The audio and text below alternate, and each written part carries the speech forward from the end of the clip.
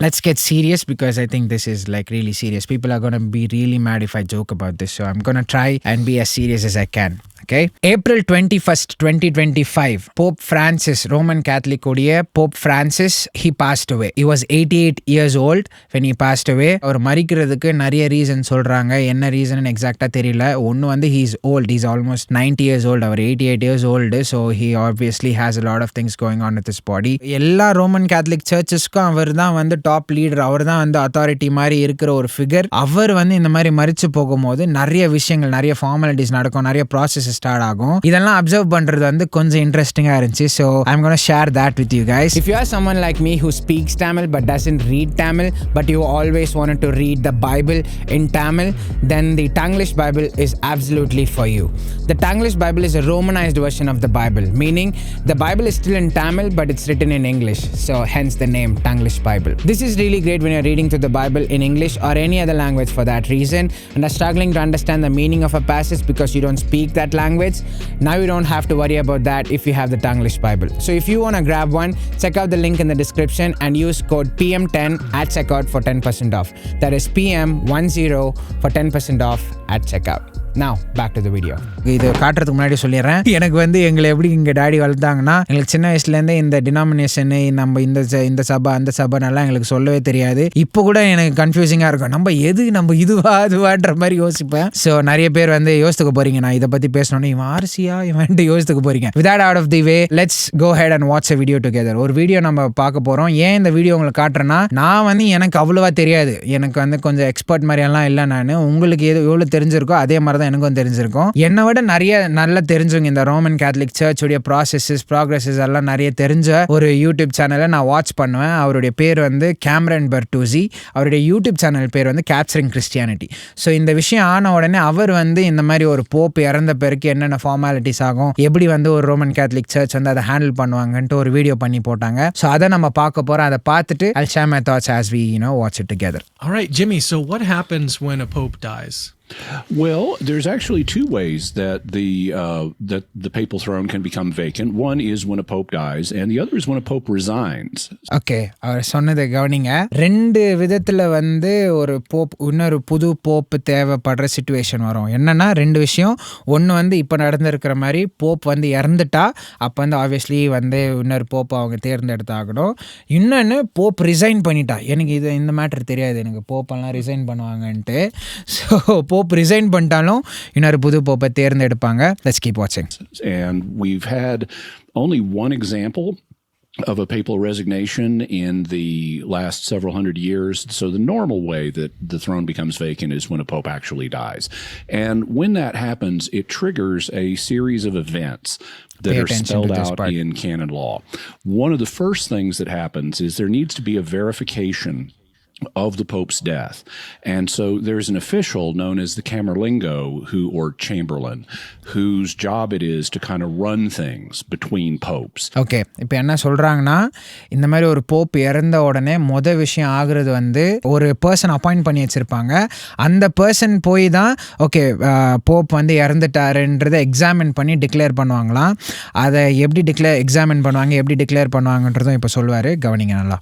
Or Chamberlain, whose job it is to kind of run things between popes. And one of the first things that the Camerlingo needs to do is verify that the Pope is dead. And so what he does is he goes to where the Pope is laid, let's say a hospital room, and he then calls the Pope's birth name 3 times. So let's say Pope Francis died. Well, his birth name was Jorge. So he would go into the room and call Jorge 3 times. And the reason they use the birth name rather than the papal name rather than Jorge rather than Francis is because the Pope has only been called by the name Francis for a few years. Men are typically older when they're elected to the papacy. And so they've been known by their birth name for decades. And so it's thought if he's still alive, but he's kind of hanging on, he may respond to his birth name better. Okay, இது ரொம்ப இன்ட்ரெஸ்டிங்கா இருக்கு. என்னன்னா, ஒரு Pope இறந்துட்டாங்கன்னா அந்த போப்புடைய பாடியை வச்சிருக்கிற அந்த ரூம்ல இவர் போய் இந்த பர்சன் யார் எக்ஸாமின் பண்ணி அனௌன்ஸ் பண்ணுவார். அந்த பர்சன் பேர் எனக்கு இன்னும் அது சரியா ப்ரொனவுன்ஸ் பண்ண வரல. ஸோ அவர் அந்த பர்சன் போய் அந்த போப்புடைய பர்த் நேமை 3 முறை கூப்பிடுவாராம். ஏன் பர்த் நேமை கூப்பிடுவாங்கன்னா, போப்புக்கு வந்து அவங்க போப்பாக தேர்ந்தெடுத்து அந்த பொசிஷனுக்கு வரும்போது அப்போ வந்து அவங்களுக்கு ஒரு பேர் கொடுப்பாங்களாம். ஸோ வந்து அவங்களுக்கு பர்த் நேம் வேறு, அவங்க போப்புடைய அந்த டெசிக்னேஷனுக்கு வரும்போது அவங்க வேறு பேரை வந்து அவங்க தேர்ந்தெடுத்துக்கலாம். அந்த பேரை வச்சு தான் அவங்கள அதுக்கப்புறம் அவங்க போப்பாக இருக்கிற வரைக்கும் அவங்கள அந்த பேர் வச்சு தான் கூப்பிடுவாங்களாம். ஸோ அவருடைய பர்த் நேமை தான் வந்து 3 முறை அவர் இறந்த பிறகு அந்த பாடி இருக்கிற அந்த ரூமில் போய் இந்த பர்சன் வந்து 3 முறை அவருடைய பர்த் நேமை கூப்பிடுவாங்களாம். ஏன் பர்த் நேம்னா, அந்த பர்த் நேமில் தான் வந்து அவர் ஒரு 40 இயர்ஸ் 50 இயர்ஸ் அவர் எப்போ போப் ஆகிறதுக்கு முன்னாடி எத்தனை வருஷம் உயிரோடு இருந்தாரோ அத்தனை வருஷமாக அந்த பேர் வச்சு தான் கூப்பிட்டுருப்பாங்க. ஸோ அந்த பேரை கூப்பிட்டா மேபி ரெஸ்பாண்ட் பண்ணுவாங்கன்ற அந்த ஒரு நம்பிக்கையில் அவருடைய பர்த் நேமை 3 முறை கூப்பிடுவாங்களாம். So that is very interesting. I have never heard about it before I watch this video. Let's keep watching. So he calls the Pope's birth name 3 times. If there's no response, then he takes the papal ring, signet ring that the Pope would wear, and the reason he takes that is so nobody can forge documents in the Pope's name now that he's dead. And he'll then take this ring, also known as the fisherman's ring, and later destroy it or disfigure it in the presence of the College of Cardinals. So after the Pope's death has been verified, they will summon the cardinals from all over the world, and all of the cardinals are invited, but only certain cardinals are going to elect the new pope. அடுத்த விஷயம், அந்த person எந்த பர்சன்னா, Pope வந்து இறந்துட்டாருன்னு இப்போ examine பண்ணாங்க பார்த்தீங்களா, அந்த பர்சனை என்ன பண்ணுவாங்கன்னா, போப்புடைய கையில் வந்து ஒரு சிக்னெட் ரிங் மாதிரி போட்டிருப்பாங்க. இந்த முத்திரை மோந்திரம்னு சொல்லுவாங்க பாருங்க, நம்ம யோசேப்புக்கு கூட ஃபேரோ கொடுப்பாரு. அந்த ரிங்கை வந்து எடுத்து டிஸ்ட்ராய் பண்ணிடுவாங்களாம். ஏன் டிஸ்ட்ராய் பண்ணிடுவாங்கன்னா, இப்போ ஆப்வியஸ்லி போப்புனா அவருக்கு வந்து பயங்கரம் பவர் இருக்கும், பயங்கரம் அத்தாரிட்டி இருக்கும். அவருடைய அந்த சிக்னெட் ரிங்கில் அந்த போடுற அந்த சீலுக்கு வந்து பயங்கரம் வேல்யூ இருக்கும். ஸோ இவர் இறந்துட்டாரு, இப்போ வந்து இந்த சிக்னெட் ரிங் யார் கையில்னா போச்சுன்னா இதை மிஸ்யூஸ் பண்ணுறதுக்கு சான்சஸ் இருக்குது, அவருடைய அத்தாரிட்டியை வச்சு வேறு விஷயங்களை பண்ணுறதுக்கு சான்சஸ் இருக்குதுன்னு என்ன பண்ணுவாங்களாம், அந்த ரிங்கை எல்லார் முன்னாடியும் வச்சு உடச்சி டிஸ்ட்ராய் பண்ணிடுவாங்களாம். ஸோ என்ன நடக்குது பார்த்தீங்களா? Okay, let's keep watching. You need to be under 80 years old at the time that the gathering begins in order to have a vote. Okay. அடுத்தது இப்போ போப் வந்து இறந்துட்டாரு, அந்த ரிங்கையும் வந்து டிஸ்ட்ராய் பண்ணியாச்சு. இப்போ அடுத்த போப்பை தேர்ந்தெடுக்கணும். எப்படி தேர்ந்தெடுக்குவாங்கன்னா, எல்லாம் கார்டினல்ஸும், இந்த கார்டினல்ன்றது வந்து ஐ திங்க் போப்புக்கு அடுத்து இருக்கிறவங்கன்னு நினைக்கிறேன். இந்த உலகத்தில் எல்லாருக்கும் வந்து அந்த இன்விடேஷன் போகுமா, யாரெல்லாம் கார்டினலில் ஆர்டைன் பண்ணியிருக்கிறாங்களோ அவங்க எல்லாருக்கும் அந்த இன்விடேஷன் போகுமா. அந்த இன்விடேஷன் கிடைச்ச உடனே யாரெல்லாம் வர முடியுமோ அவங்கெல்லாம் வருவாங்க. வந்துட்டு இவங்க எல்லாரும் சேர்ந்து தான் வந்து போப்பை வந்து தேர்ந்தெடுக்குவாங்களாம். ஆனால் அதுலேயும் ஒரு கேவியாட், அதுலேயும் வந்து ஒரு இன்ட்ரெஸ்டிங் திங் இருக்குது. என்னென்னா 80 இயர்ஸ்க்கு கீழே இருக்கிறவங்க மட்டும்தான் வந்து ஓட் பண்ண முடியுமா. அந்த போப் யாரை தேர்ந்தெடுக்கிறாங்களோ எலெக்ஷன் மாதிரி நடக்கும்னு நினைக்கிறேன். ஸோ 80 இயர்ஸ் கீழே இருக்கிறவங்களுக்கு மட்டும்தான் அந்த ஓட் பண்ணுற பவர் இருக்கும். 80 இயர்ஸுக்கு மேலே இருக்கிறவங்களுக்கு ஓட் பண்ணுற ரைட் இருக்காது. அவர் ஏன்னு அப்படியே சொல்லுவார். ஸோ இந்த டிஸ்டிங்ஷனை மட்டும் ஞாபகம் வச்சுங்க. 80 இயர்ஸுக்குள்ளே இருக்கிறவங்க மட்டும்தான் ஓட் பண்ண முடியும். Let's keep watching. But if you're older than 80 years old, you can still show up, you can still participate in discussions and things like that. You just don't have a vote.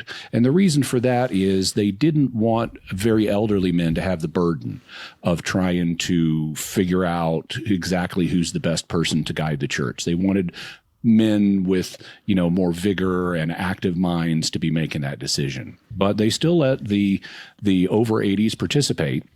They then have a series of discussions known as general conferences where the cardinals get together, and this includes the over 80s, and they discuss, what are the problems facing the church and what characteristics would the new pope need in order to govern the church effectively. They're not yet making decisions about who it should be, but they're trying to figure out the mental space of, what are we dealing with right now? What characteristics does a person need in order to be able to guide the church effectively in present circumstances, and at least beginning to start thinking about, who might be good candidates. Then they go into what's called the conclave. Conclave is a Latin word. It means with a key, because they shut the doors, they kick out almost everybody, they shut the doors, and they seal the cardinals in with a key. And then they listen to a sermon about the needs of the church and so forth. They have a mass, and then they start voting.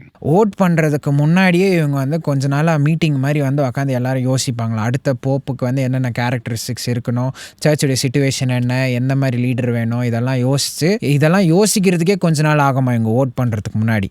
So இந்த கூடி சேர்ந்து யோசிக்கிறாங்க பார்த்தியா, gathering பேர் வந்து கான்க்ளேவ்னு சொல்கிறாங்கன்னு நினைக்கிறேன். So கான்க்ளேவில் தான் வந்து எல்லாரும் கூடி வந்து எல்லாரும் என்னென்ன பண்ண போகிறோம், அடுத்த போப்பு எப்படி இருக்க போகிறாங்க, இது எல்லாத்தையும் வந்து சேர்த்து பார்க்க போகிறாங்க. சாட்டில் யாரோ ஒருத்தர் போட்டாங்க அப்பயே அந்த பர்சனுடைய பேர் கேமர்லிங்கோ. ஓகே, பர்சன் சொல்லிட்டு இருந்தேன். ஸோ அந்த பர்சன் பேர் கேமர்லிங்கோ. அந்த போப்புடைய மரணத்தை போய் எக்ஸாமின் பண்ணுறாருல, அவங்க பேர் வந்து கேமர்லிங்கோ. ஓட் பண்ணி இந்த ரிசல்ட் தெரியறதுமே வந்து கொஞ்சம் இன்ட்ரெஸ்டிங்கான விஷயத்தில் தான் தெரியும். ஓட்டிங்னா உடனே நம்ம எல்லாம் இந்த பேலட்டு நம்ம யூஸ்வலாக எப்படி ஓட் பண்ணுவோம் அதை மாதிரி யோசிப்பாங்க. ரிசல்ட் அனௌன்ஸ் பண்ணுறது வந்து நமக்கு எல்லாருக்கும் நியூஸில் வந்து இந்த கவுண்டிங் போட்டுகிட்டே இருப்பாங்க. கொஞ்சம் ரிசல்ட்டு நம்ம எல்லாத்தையும் எண்ணுறதுக்கு முன்னாடியே கொஞ்ச நேரத்துக்கு முன்னாடி நமக்கு தெரிஞ்சிடும் என்னென்ன நம்ம யார் ஜெயிக்க போகிறாங்க, அதெல்லாம் நமக்கு தெரிஞ்சிடும். ஸோ அந்த மாதிரி டைம்லேயே ஒரு ஓட்டு வந்து டிசைட் பண்ணிட்டாங்கன்னா, சர்ச்சுக்கு வெளியே ஒரு சிமினி மாதிரி ஒரு ஸ்ட்ரக்சர் இருக்குது. அந்த ஸ்ட்ரக்சரில் இப்போ சிமினினா அது சிமினிலேருந்து புகை வரும். ஆனால் இது சிமினியா, எக்ஸாக்டாக சிமினி இல்லைன்னு நினைக்கிறேன், ஆனால் சிமினி மாதிரி இருக்குது பார்க்குறதுக்கு. இந்த ஸ்ட்ரக்சர்லேருந்து புகை வரும்ல, இந்த புகையுடைய கலரை வச்சு தான் போப்பை டிசைட் பண்ணிட்டாங்களா இல்லை இன்னும் டிசைட் பண்ணலையான்னு எல்லாருக்கும் தெரிய வரமா. இந்த சிமினிலேருந்து வெள்ளை புகை வந்துச்சுன்னா போப்பை தேர்ந்தெடுத்துட்டாங்கன்னு அர்த்தமா, கருப்பு புகை வந்துச்சுன்னா போப்பை ஒன்றும் தேர்ந்தெடுக்கலன்னு அர்த்தமா. ஸோ இந்த மாதிரி தான் வந்து ஒரு போப்பை தேர்ந்தெடுப்பாங்க. ஸோ எவ்வளோ விஷயம் நடக்குது பார்த்தீங்களா. ஒரு அவ்வளோ பெரிய ஒரு பிளேஸில் ஒரு அத்தாரிட்டியில் இருக்கிற ஒரு நபர், அவர் டிமைஸ் ஆன பிறகு, அவர் மரிச்சு போன பிறகு அவர் இடத்துல ரீப்ளேஸ் பண்ணுறதுக்கு எவ்வளோ விஷயங்கள் பின்னாடி பண்ணுறாங்க. ஸோ இது சர்ச் ஹிஸ்ட்ரிக்கில் வர்றதுனால எனக்கு கொஞ்சம் இன்ட்ரெஸ்டிங்காக இருந்துச்சு. இன்னொரு விஷயம் வந்து நமக்கு ரோமன் கேத்தலிக்ஸ் இல்லாதவங்களுக்கு இந்த பேப்பசின்னு சொல்லுவாங்கள்ல, இது மேலே வந்து அவங்களுக்கு அவ்வளோவா எல்லாருக்கும் வந்து ஈடுபாடு இருக்காது. பேப்பசியுடைய ஐடியா என்னன்னா, ஆரம்பத்தில் ஆண்டவர் வந்து பீட்டரை வந்து இப்போ டிசைபிள்ஸ்க்கு லீடராக அப்பாயிண்ட் பண்ணுவார், அதுக்கப்புறம் பால் வருவார், அதுக்கப்புறம் நிறைய பேர் வருவாங்க. இந்த மாதிரி ஆரம்பத்தில் ஆண்டவர் வந்து பீட்டருக்கு கொடுத்த அந்த பிளேஸை இது வரைக்கும் ப்ரிசர்வ் பண்ணியிருக்கிறாங்க. பீட்டர் இருக்கிற இடத்துல தான் இப்போ இருக்கிற போப்பு இருக்கிறாருன்ட்டு ரோமன் கேத்தலிக்ஸ் பிலீவ் பண்ணுவாங்க. அந்த டிபேட்குள்ளெல்லாம் போகிற அளவுக்கு எனக்கு எக்ஸ்பர்டீஸ் இல்லை இந்த பேப்பசியெல்லாம் டிபேட் பண்ணுறதுக்கு. ஸோ உங்களுக்கு அதில் இன்ட்ரெஸ்ட் இருந்துச்சுன்னா போய் நீங்களே ரீசர்ச் பண்ணுங்கள். யூடியூப்பில் நிறைய பேர் இதை டிபேட் பண்ணுவாங்க, நிறைய உங்களுக்கு ரீசோர்ஸஸ் கிடைக்கும், படித்து பாருங்கள். நம்ம சர்ச்சஸில் வந்து ஆப்வியஸ்லி எல்லாருக்கும் தெரியும் நிறைய டினாமினேஷன்ஸ் இருக்குது. நம்ம ஒரு பிளாக் டயக்ராம் மாதிரி போட்டோன்னா சர்ச்சு அது கீழே வந்து ஒரு 30-40 பேர் வந்து அப்படியே பிரிவாங்க, அந்த 40க்குள்ளே இன்னும் 50 பிரிவாங்க.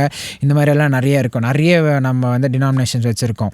ஆனால் ஒரு விஷயம் நம்ம என்ன ஞாபகம் வச்சுக்கணும்னா, நிறைய சர்ச்சஸ் நிறைய டினாமினேஷன்ஸ் இருந்தாலும் we all come under the same capital C church. ஆண்டவர் சபைன்னு ரெஃபர் பண்ணும்போது நம்ம எல்லாரும் இதை ரெஃபர் பண்ணுறோம். சில சர்ச்சஸ் வந்து ரொம்ப வந்து பைபிளில் கற்றுக் கொடுக்காததெல்லாம் கற்றுக் கொடுப்பாங்க, அவங்கெல்லாம் வந்து நம்ம சர்ச்சுன்னு கன்சிடர் பண்ண முடியாது. அவங்கெல்லாம் வந்து I believe the word for them is apostates. ஆனால் பைபிளுடைய பேசிக் தியாலஜியில், அந்த ஃபண்டமெண்டல் தியாலஜியில் நம்ம எல்லாரும் அக்ரி பண்ணுறோம். ஆனால் சில விஷயங்களில் நமக்கு டிஃப்ரென்சஸ் இருக்குன்னா, we are all part of the same church, even though we are divided, even though there's like so many denominations, we are all under the same church. We all are built upon Jesus. The point I'm trying to make is, even though we are divided by denominations, we are still part of the same family. We're still part of the same capital C church. So அதை ஞாபகம் வச்சுக்கணும். So I hope this was interesting to you guys. இன்னும் 60 பேர் பார்த்துட்ருக்கீங்க, என்னடா பேசிகிட்டு இருக்கேன்ற மாதிரி யோசிக்காதீங்க. This is just interesting stuff.